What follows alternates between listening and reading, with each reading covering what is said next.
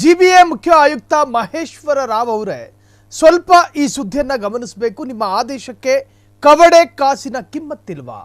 ನಿಮ್ಮ ಆದೇಶ ಲೆಕ್ಕಿಸದೆ ಕೆಲಸ ಮಾಡುತ್ತಿರುವಂತ ಇಂಜಿನಿಯರ್ಗಳು ಇ ಗಂಗಾಧರ್ರನ್ನ ಹೇಳೋರು ಇಲ್ಲ, ಕೇಳೋರು ಇಲ್ಲ. ಜಿಬಿಎ ಮುಖ್ಯ ಆಯುಕ್ತ ಅವರುಗಳೇ, ನೀವು ಈ ಸುದ್ದಿಯನ್ನು ಗಮನಿಸಬೇಕು. ನಿಮ್ಮ ಆದೇಶಕ್ಕೆ ಕವಡೆ ಕಾಸಿನ ಕಿಮ್ಮತ್ತಿಲ್ವಾ? ನಿಮ್ಮ ಆದೇಶವನ್ನ ಲೆಕ್ಕಿಸದೆ ಕೆಲಸ ಮಾಡ್ತಿದ್ದಾರೆ ಇಂಜಿನಿಯರ್ಗಳು. ಹಾಗಾದ್ರೆ ನೀವು ಯಾಕೆ ಬೇಕು?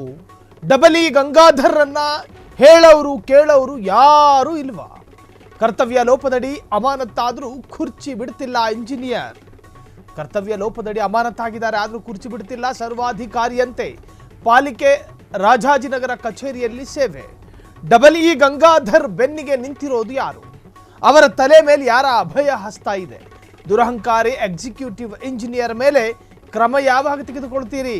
ಉದ್ದೇಶಪೂರ್ವಕವಾಗಿ ಕಾಮಗಾರಿ ಬಿಲ್ ಬಿಡುಗಡೆ ವಿಳಂಬ. ಒಂದು ಕಾಮಗಾರಿಯ ಬಿಲ್ ಅನ್ನು ಉದ್ದೇಶಪೂರ್ವಕವಾಗಿ ವಿಳಂಬ ಮಾಡ್ತಾರೆ. ಜಿಬಿಎ ಮುಖ್ಯ ಆಯುಕ್ತ ಮಹೇಶ್ವರ ರಾವ್ ಅವರೇ, ಗಮನಿಸಬೇಕು. ನಿಮ್ಮ ವ್ಯಾಪ್ತಿಯಲ್ಲಿ, ನಿಮ್ಮದೇ ಇಲಾಖೆಯಲ್ಲಿ ಅಮಾನತ್ತಾದಂತಹ ಓರ್ವ ಅಧಿಕಾರಿ ಮತ್ತೆ ಅದೇ ವೃತ್ತಿಯಲ್ಲಿ ಮುಂದುವರಿತಾರೆ.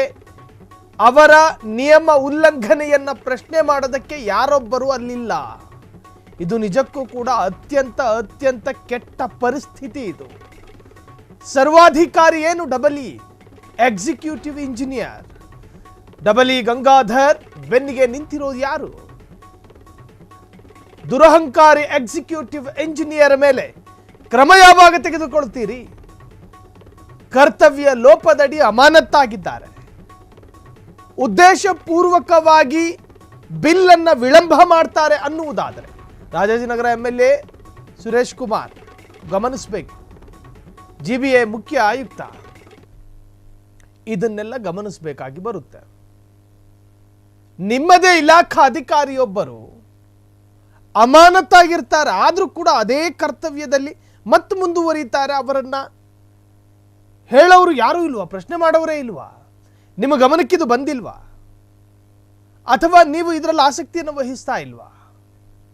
ಆ ವ್ಯಕ್ತಿಯನ್ನ ತಕ್ಷಣ ಅಲ್ಲಿಂದ ನೀವು ಅಮಾನತ್ ಮಾಡಬೇಕು. ಮತ್ತೆ ಅಧಿಕೃತ ಅಮಾನತ್ ಅಂತ ಕರಿಬೇಕು ಏನು? ನಾವು ಕರ್ತವ್ಯ ಲೋಪದಡಿ ಅಮಾನತ್ತಾದಂತಹ ವ್ಯಕ್ತಿಯೊಬ್ಬರು ಮತ್ತೆ ಅದೇ ಕುರ್ಚಿಯಲ್ಲಿ ಮುಂದುವರಿತಾರೆ ಅನ್ನುವುದಾದರೆ ಸರ್ವಾಧಿಕಾರಿಯಂತೆ ಪಾಲಿಕೆ ರಾಜಾಜಿನಗರ ಕಚೇರಿಯಲ್ಲಿ ಸೇವೆ ಸಲ್ಲಿಸ್ತಾರೆ.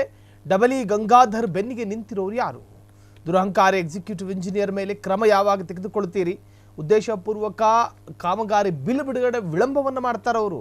ಸೊ ಹಾಗಾಗಿ ಸಂಬಂಧಪಟ್ಟಂಥ ಇಲಾಖಾ, ಸಂಬಂಧಪಟ್ಟಂಥ ಅಧಿಕಾರಿಗಳು ತಕ್ಷಣ ಕ್ರಮ ತೆಗೆದುಕೊಳ್ಳಬೇಕು ಅನ್ನೋ ಜನಾಗ್ರಹಗಳು ವ್ಯಕ್ತವಾಗಿದೆ.